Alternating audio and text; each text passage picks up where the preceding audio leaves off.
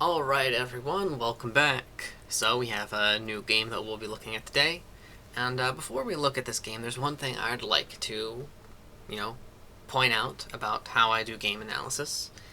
And this is for anyone that sends me in games. One thing I really encourage, if you're looking at a game and you want to analyze it and try to learn from it, the best thing you can do is send me your losses. Which is difficult to do. You don't want to analyze a game you lost. You don't want that to be seen. But you can learn a lot more from the games that you lose from the games that you win. And I'll be talking a little bit more about this later on.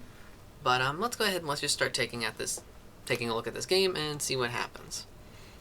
Alright, some of you have already caught on, though, that you learn more from your losses. Some of you have been sending me the losses now, which I like seeing. Okay. So let's go ahead and let's take a look. So, pawn to e4, e5, knight f3, d6, Philidor defense.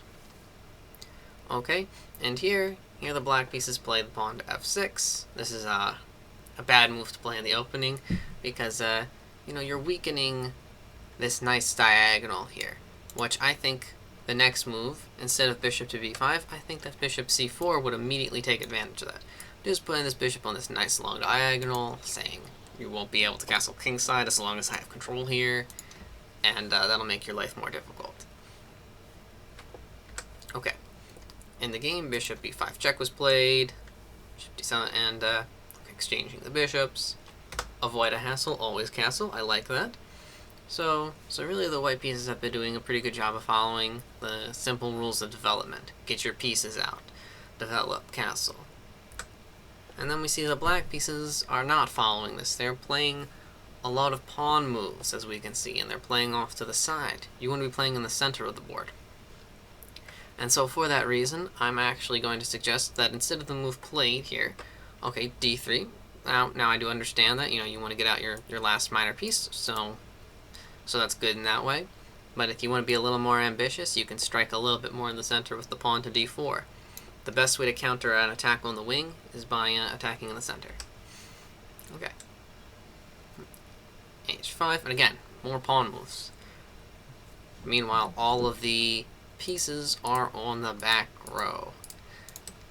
Just the team game. You want to be using all of your pieces. Okay, knight d5, h4 again, even more pawn moves. Yeah, so really the black pieces should be thinking about where the minor pieces like the knight and the bishop want to go. That's what they should be doing. Because any type of pawn advance, like with these guys and trying to advance towards the white king won't really be very successful with a limited number of pieces and not much to carry out an attack. Alright, let's keep seeing what happens here. Knight c4, and then here we just see a clear mistake by the black pieces. And so you can probably figure out pretty easily what the white pieces are going to play here. There's a fork right here that we can play, and we can take on f6, and then the king and queen are forked. So yeah. And then there's not too much more that we analyze after the queen gets captured, because after this it just becomes a battle of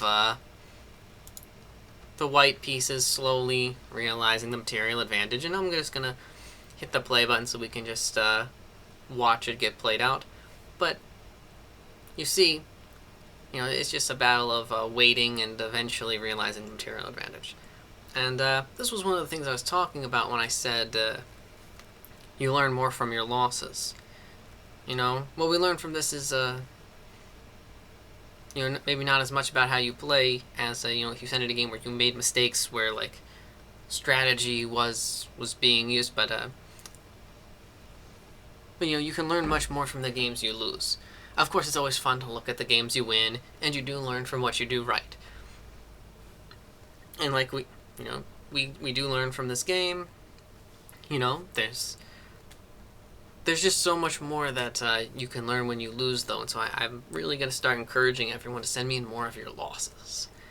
Or if you want to, go with a draw, maybe you're not ready to go for a loss yet, you say, I'm not ready for that. That's okay. You know, it's a difficult gap to get over. But you'll see a very dramatic improvement if you can be brave and go through those games where you made mistakes. All right, everyone. So that's going to be it for this game. So I'm gonna see everyone later. Keep watching my videos. Keep sending me your games. All that stuff. See ya.